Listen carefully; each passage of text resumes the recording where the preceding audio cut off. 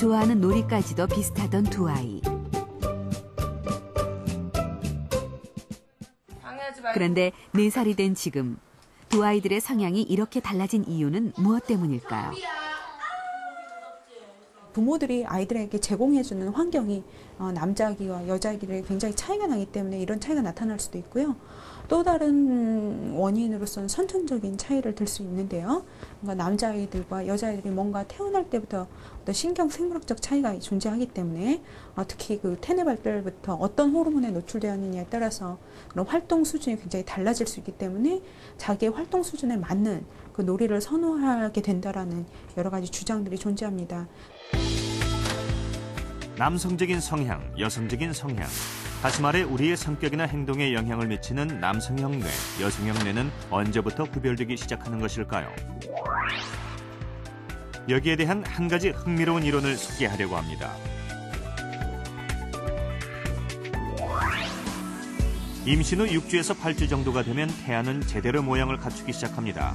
뇌와 신경세포의 약 80%가 이 시기에 분화되면서 뇌 발달도 활발해집니다.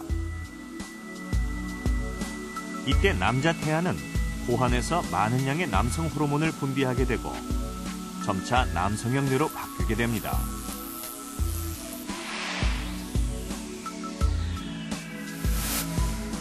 반면 남성 호르몬에 노출되지 않거나 혹은 적게 노출된 태아의 경우 뇌의 원형인 여성형 뇌에 머물러 있게 된다는 것입니다. 임신 6주에서 8주째 태아가 남자아이일 경우 정자를 만드는 고환을 갖추게 되고 테스토스테론이라는 호르몬을 분비합니다. 이 호르몬은 뇌와 근육, 몸의 여러 기관을 만드는 데 아주 중요한 영향을 미칩니다. 이런 테스토스테론의 영향은 이후의 인체 발달과도 중요한 관련이 있습니다. 사춘기가 되어 테스토스테론을 다시 생산하기 시작할 때도 마찬가지죠. 우리의 행동, 생리에도 많은 영향을 미치는데 이것은 어느 정도 태아 때의 테스토스테론 노출에 달려 있습니다.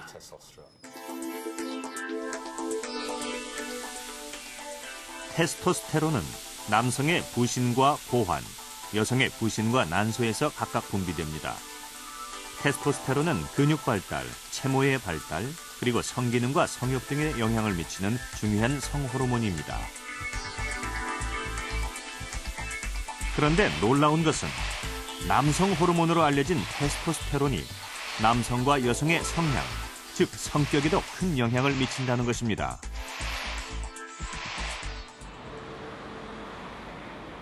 영국 스완시 대학교 심리학자 존 매닝 교수입니다.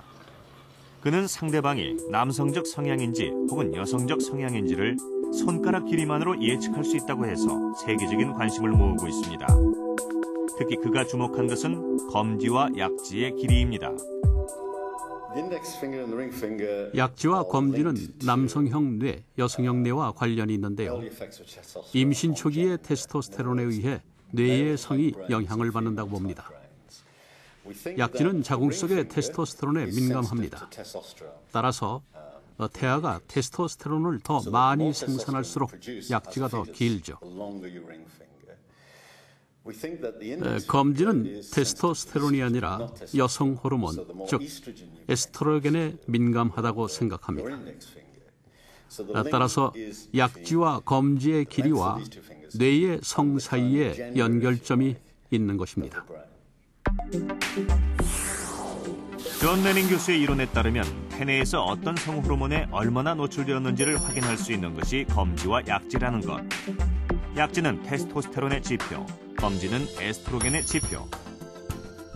따라서 약지가 더 긴 경우 테스토스테론에 더 많이 노출되었기 때문에 남성형 뇌, 즉 남성적 성향을 가질 확률이 높다는 것입니다.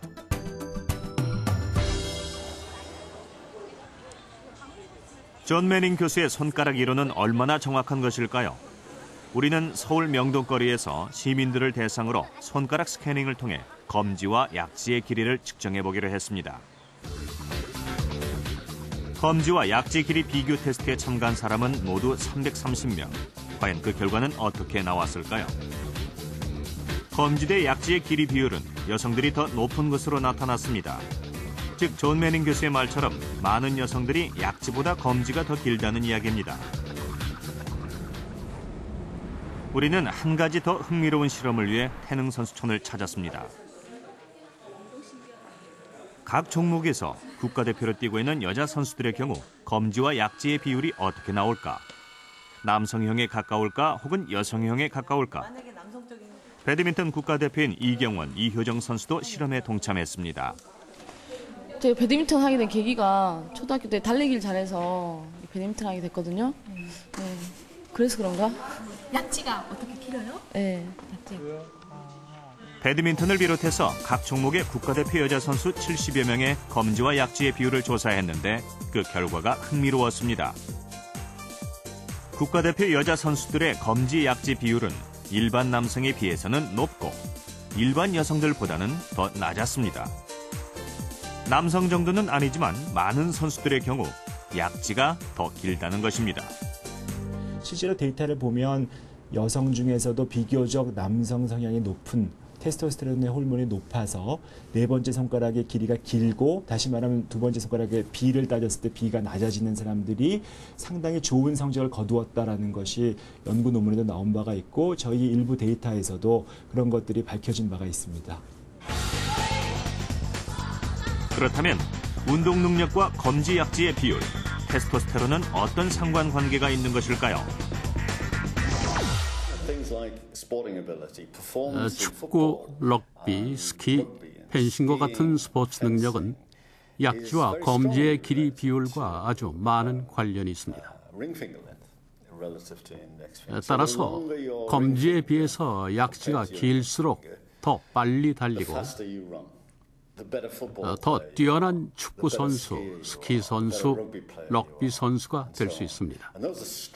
스포츠 능력과 약지와 검지의 길이 비율은 아주 밀접한 관계가 있기 때문에 가령 5,000m 달리기에서 손가락만 봐도 어떤 선수가 5등 안에 들지 예측할 수 있죠.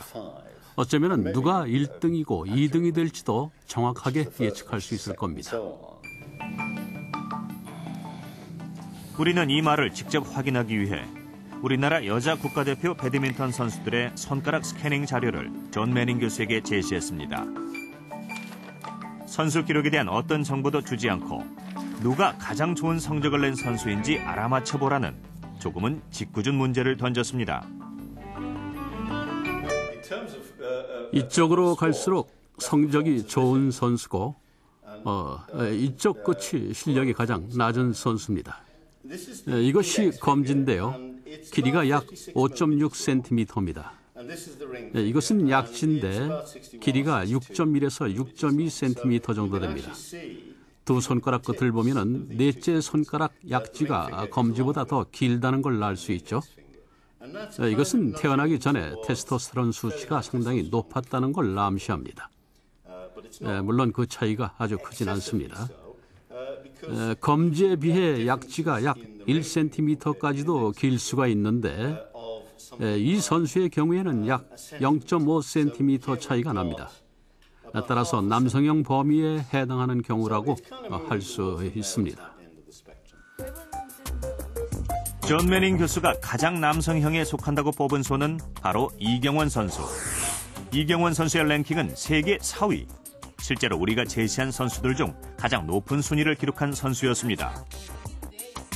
네 번째 손가락이 좀 더 긴 거, 말하자면 2D와 4D의 길이, B를 따졌을 때는 낮아지는 거, 그런 상태가 보다 남성적인, 우리가 흔히 얘기할 수 있죠. 남성적이라는 게 공간 지각력이 뛰어나고, 아니면 보다 더 공격적이고, 아니면 이랬을 때 내가 뭔가 좀 위험을 더 무릅쓴다든지, 말하면 좀 더 안정적이지 않고 바깥으로 나가는 외향적이라든지 그런 성향하고 어느 정도 연관이 있지 않을까 하는 생각을 할 수가 있습니다.